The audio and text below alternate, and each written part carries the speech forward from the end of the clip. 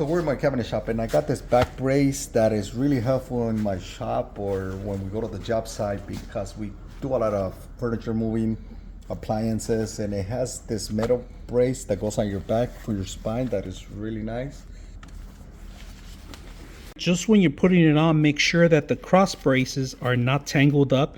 This is set up to your center spine, all right? The lettering is going to be saying Pro on the bottom. You got a crossbody check first, all right, yourself, and then you pull the two straps towards you, make them nice and tight. I'm going to turn it around so you can see how tight it gets in the back.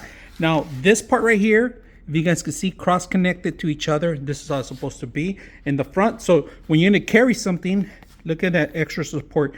A lot of hardware here for extra support.